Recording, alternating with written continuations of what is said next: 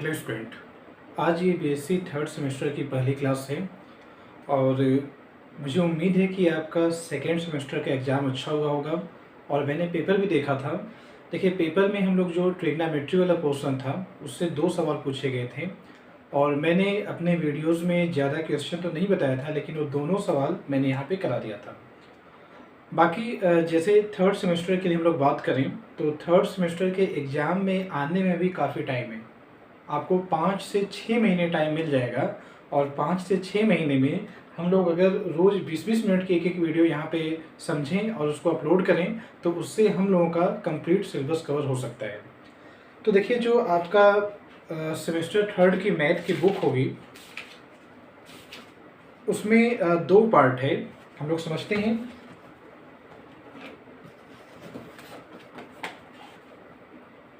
इस पर जो आपका सिलेबस होगा वह 2 हिस्से में ब्रेक है। एक है part A algebra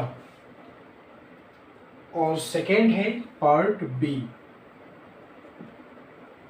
part B आपका है मैथमेटिकल मेथड।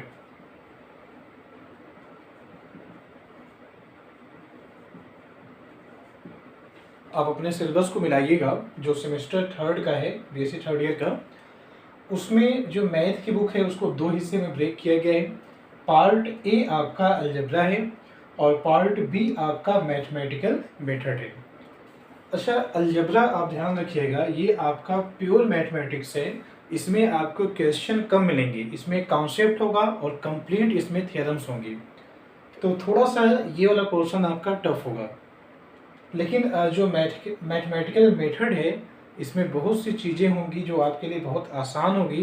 तो हम लोग सबसे पहले इसी को स्टार्ट करते हैं। पहले हम लोग वो टॉपिक पढ़ना स्टार्ट करते हैं जो समझने में आसानी हो। तो आप देखेंगे मैथमेटिकल मेथड में, आप अपना सिलेबस में चेक करिएगा तो यूनिट 6 की अगर हम लोग बात करें, यूनिट 6, तो आप उसमें देखिएगा कि इसमें एक टॉपिक है द लाप्लास ट्रांसफॉर्म। आपको लाप्लास ट्रांसफॉर्मेशन पढ़ना है।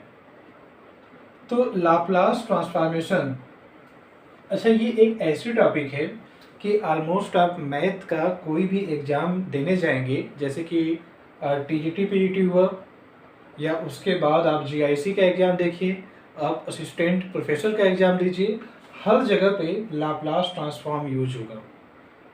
तो लाप्लास ट्रांसफॉर्म जो हम लोग पढ़ने वाले हैं, ये टॉपिक इन फ्यूचर के लिए भी ये टॉपिक आप देख सकते हैं। जैसे अगर आप बीएससी थर्ड सेमेस्टर के स्टूडेंट नहीं हैं तब भी ये आपके काम की चीज़ें हैं, और अगर आप बीएससी थर्ड सेमेस्टर के हैं तो ये तो आपके सिलेबस का एक पार्ट ही है। तो हम लोग टाइम वेस्ट नहीं करते हैं और तुरंत हम लोग कंटिन्यू करते हैं लाप्लास ट्रांसफॉर्म। समझते हैं कि लाप्लास ट्रांसफॉर्म होता क्या है। स्टार्ट हम लोग लाप्लास ट्रांसफॉर्म में इसके डेफिनेशन से करते हैं। और मैं आपको उतना ही चीज़ें अभी इसमें बता रहा हूँ जैसे जो एग्ज़ाम के पॉइंट ऑफ व्यू से हो, और क्योंकि मेन ये जो क्लास है ये बीएससी थर्ड सेमेस्टर के बच्चों के लिए, तो जितनी चीज़ें आपको समझ में आ सकती है हम लोग उतना डीप ही जाकर पढ़ेंगे। इसको बहुत डीप जाकर पढ़ने की ज़रूरत नहीं है। देखिए, लाप्लास ट्रांसफॉर्म होता क्या है। आपके सामने एक फंक्शन होगा एफ कोई फंक्शन होगा, सपोज ये टी का कोई फंक्शन है। फिर आप इस फंक्शन के ऊपर एक ऑपरेटर अप्लाई करेंगे एल इस फंक्शन पर अप्लाई किया जा रहा है। देखिए क्या है, लाप्लास ट्रांसफॉर्म। तो लाप्लास के लिए जो नोटेशन यूज करेंगे एल, तो जब एल सिंबल इस पर ऑपरेट करेंगे तो इसकी डेफिनेशन क्या होती है। पहले तो आप इस फंक्शन को लिखिए, यानी एफ ऑफ टी लिखिए, फिर इसको मल्टीप्लाई करेगा ई की power minus P into T से, और फिर इसको इंटीग्रेट करेगा 0 से लेके इनफाइनाइट तक और आगे लिखेंगे dt। यानी अगर आपके पास एक अननोन फंक्शन है, आप उसका लाप्लास ट्रांसफॉर्म निकालने वाले हैं तो उसकी डेफिनेशन ये होती है। देखिए, इसी फंक्शन को सेम आप आगे लिखिए और इसको मल्टीप्लाई करिए ई की power minus P into T से, और t के रिस्पेक्ट में 0 से लेकर इनफाइनाइट तक इसको इंटीग्रेट कर लीजिए। देखिए, जो p यहाँ पर होता है पी को बोला जाता है पैरामीटर। पी को हम लोग पैरामीटर बोलेंगे।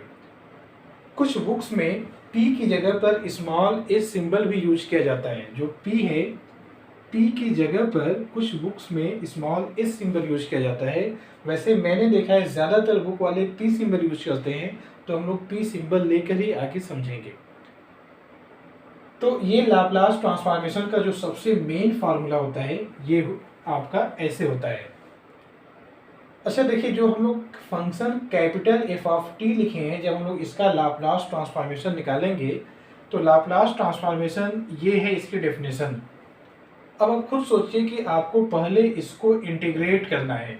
इंटीग्रेट करके, क्योंकि आप इंटीग्रल टी के रिस्पेक्ट में कर रहे हैं, तो टी की जगह पर एक बार अपर लिमिट रखेंगे और एक बार लोअर लिमिट रखेंगे। यानी टी की जगह पर जब आप इंटीग्रेट कर लेंगे तो आप एक बार इनफाइनाइट पुट करेंगे और एक बार जीरो पुट करेंगे। तो जैसे ही टी की जगह इनफाइनाइट और जीरो पुट करेंगे तो अब ये पूरा आंसर आपका पी में आएगा। अब उसमें टी नहीं रहेगा। तो जब पूरा आंसर पी में आएगा तो हम लोग उसको कहेंगे कि वह एक फंक्शन है पी का। देखिए, जिस फंक्शन का लाप्लास ट्रांसफॉर्मेशन निकालते हैं उसको कैपिटल एफ से लिखते हैं और जो उसका आंसर आता है उसको स्मॉल एफ से लिखा जाता है। तो अब हम लोग क्या करते हैं कि सबसे पहले लाप्लास ट्रांसफॉर्म की जो डेफिनेशन है हम लोग उसको नोट करते हैं और फिर इसके कुछ बेसिक फार्मूले होते हैं जिसका डेरिवेशन करके मैं आपको यहाँ पे बता दूंगा। तो स्टार्ट किया जाता है।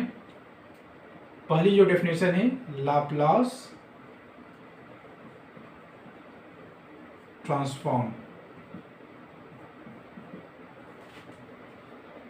एकदम आसान सी डेफिनेशन में बता दे रहा हूं आपको। Let F of T be any function of T. Suppose capital F of T ये टी का कोई फंक्शन है, देन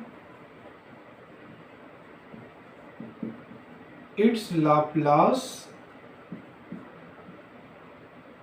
ट्रांसफॉर्म इज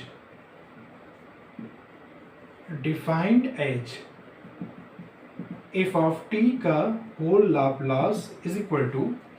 देखिए मैंने क्या बताया था तरीका, उसको समझिएगा। आप जिस फंक्शन का लाप्लास निकालने वाले हैं पहले आप उस फंक्शन को नोट करिए, फिर उसको मल्टीप्लाई करिएगा e की power minus P into T से, और फिर आप इसको जीरो से लेकर इनफाइनाइट तक इंटीग्रेट करिए। तो ये लाप्लास ट्रांसफॉर्मेशन की डेफिनेशन होगी। और अच्छा, इसी को जो आंसर आएगा उसको लिखेंगे स्मॉल एफ ऑफ पी। अगर यहाँ कैपिटल एफ है तो हम लोग यहाँ पे क्या लिखेंगे, स्मॉल एफ। अच्छा, जब ये पूरी डेफिनेशन हो गई तो कुछ नोट हम लोग लगा लेते हैं जो जानते रहेंगे। जैसे पहला note, we can use small s in place of p, क्योंकि कुछ लोग स्मॉल पी की जगह पर एस सिंबल भी यूज करते हैं, तो स्मॉल पी की जगह पे आपको एस भी लिखा मिल सकता है। Second, small P is called parameter. जो स्मॉल पी होता है इसको हम लोग पैरामीटर बोलते हैं। अच्छा, ये जो भी चीज़ें मैंने बताया है एक चीज़ और इसमें जानते रहिएगा कि जब हम लोग लाप्लास ट्रांसफॉर्मेशन निकालते हैं तो जो फंक्शन होता है उसके दोनों तरफ हमेशा स्क्वायर ब्रैकेट लिखा जाता है। स्क्वायर ब्रैकेट लिखकर और एल कैपिटल लेटर लिखिएगा। एल का मतलब है लाप्लास ट्रांसफॉर्म। अच्छा, एल एक तरीके से ऑपरेटर है। जैसे आप जानते हैं डी अपॉन डी एक्स ये डिफरेंशियल ऑपरेटर है। डी अपॉन डी एक्स इसका मतलब है डिफ्रेंशिएशन करना, इसको डिफरेंशियल ऑपरेटर बोलते हैं और इसको हम लोग यूज करते हैं कैपिटल डी से इसको लिख के दिखाते हैं। ऐसे ही जो एल है, एल को हम लोग बोलेंगे लाप्लास ऑपरेटर। एल को कहा जाएगा कि एल लाप्लास ऑपरेटर है। तो लाप्लास ऑपरेटर की लाप्लास ट्रांसफॉर्मेशन की डेफिनेशन है कि किसी भी फंक्शन का अगर लाप्लास ट्रांसफॉर्मेशन निकालना है तो आप उस फंक्शन को लिखिए, उसको e की power minus P into T से मल्टीप्लाई करिए और 0 से लेकर इनफाइनाइट तक उसको इंटीग्रेट कर लीजिए। तो ये डेफिनेशन हो गई। अब लाप्लास ट्रांसफॉर्मेशन के कुछ फार्मूले हैं जिनका डेरिवेशन करके मैं बता दे रहा हूँ।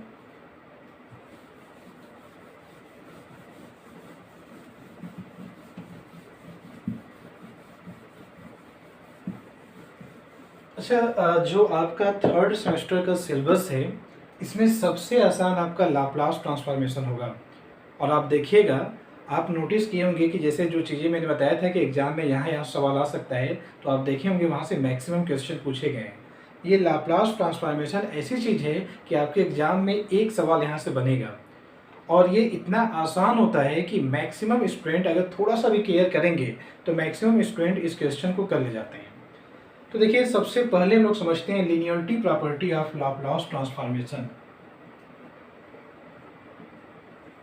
लीनियरिटी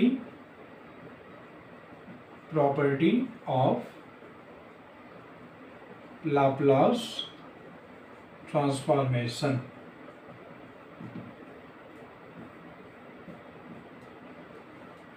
समझते हैं हम लोग इसको कि ये है क्या। देखिए, if capital F of t and capital G of t are any two function, capital F of t and capital G of t are any two functions of t, then देखिए, जो पहला फंक्शन होगा उसको एक constant C1 से multiply करिए और जो सेकेंड फंक्शन है g ऑफ t उसको एक कांस्टेंट C2 से मल्टीप्लाई करिए और फिर दोनों को ऐड करिए। अगर आप इस पूरे का लाप्लास निकालेंगे तो ये आंसर ये आएगा, कांस्टेंट हमेशा पहले हो जाएगा, यानी C1 पहले हो जाएगा और Laplace of f of t। फिर ऐसे यहाँ देखिए प्लस है तो हम लोग प्लस बनाएंगे, अगर यहाँ माइनस होता तो यहाँ माइनस आ जाता। फिर अगला कांस्टेंट पहले हो जाएगा, C2 आपका पहले हो जाएगा और Laplace of g of t। इसी को बोला जाता है लीनियरिटी प्रॉपर्टी। देखिए लीनियरिटी प्रॉपर्टी आपका लीनियर वर्ड से मिलकर बना है और लीनियर का मतलब जानिएगा कि पावर एक हो। ये लीनियर कम्बिनेशन होता है, जैसे अगर दो फंक्शन है उनको दो कांस्टेंट से मल्टीप्लाई करके ऐड करिए और अगर आप पूरे का लाप्लास निकालेंगे तो कांस्टेंट पहले हो जाएगा, लाप्लास पहले वाले फंक्शन पे ऑपरेट होगा, फिर अगला कांस्टेंट बाहर हो जाएगा और एल आपका इस पे ऑपरेट हो जाएगा। तो हम लोग इसका प्रूफ पहले देखते हैं, प्रूफ इसका समझेंगे तो चीज़ें क्लियर होगी। देखिए, बाय डेफिनेशन अगर आप लाप्लास ट्रांसफॉर्मेशन निकालना चाह रहे हैं C1 f of t plus C2 g of t का, तो मैंने आपको लाप्लास ट्रांसफॉर्मेशन की डेफिनेशन बताया है। डेफिनेशन क्या होता है कि जिस फंक्शन का लाप्लास ट्रांसफॉर्मेशन निकालना है C1 f of t plus C2 g of t, जिस फंक्शन का लाप्लास ट्रांसफॉर्मेशन निकालना है उसको मल्टीप्लाई करिए e की power minus P into T से और फिर 0 से लेके इनफाइनाइट तक उसको इंटीग्रेट करिए। मैंने ये लाप्लास ट्रांसफॉर्मेशन की डेफिनेशन अभी आपको बताया है। तो अब ये क्या होगा, देखिए ये 0 टू इनफाइनाइट होगा, e की पावर माइनस पी टी पहले टर्म से मल्टीप्लाई होगा, e की power minus P T second term से मल्टीप्लाई होगा। अच्छा, जब पहले से मल्टीप्लाई होगा तो हम लोग उसको ये लिख सकते हैं C1 e की power minus P into T F of T और डी टी यहाँ पर आ जाएगा प्लस फिर 0 टू इनफाइनाइट इंटीग्रल यहाँ भी आएगा और यही इंटीग्रल आपका यहाँ भी आएगा। तो 0 टू इनफाइनाइट C2 e की power minus P into T G of T और डी टी। ये तो हम लोगों ने इंटीग्रल की प्रॉपर्टी यूज कर लिया है कि जैसे देखिए ये चीज़ यहाँ भी मल्टीप्लाई होगा, ये चीज़ यहाँ भी मल्टीप्लाई होगा क्योंकि ब्रैकेट है और ये सबके साथ मल्टीप्लाई है। फिर इंटीग्रल पहले के साथ भी आएगा, इंटीग्रल सेकेंड के साथ जाएगा, यही मैंने लिखा है। अच्छा, जब आप इंटीग्रेशन करते हैं तो इंटीग्रल में अगर कांस्टेंट आ जाता है तो कांस्टेंट इंटीग्रल साइन के पहले हो जाता है। तो ये आपका हो जाएगा, मैं यहाँ पे आपको करके बता देता हूँ।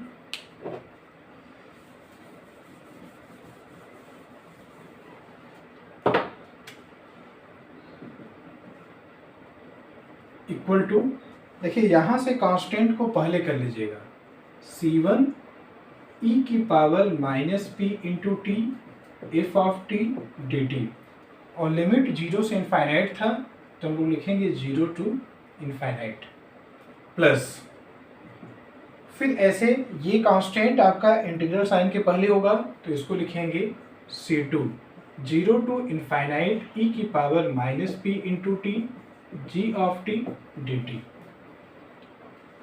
बट हम लोग जानते हैं कि Laplace of F of T जो होता है वह इक्वल होता है 0 टू इनफाइनाइट e की power minus P into T F of T D T.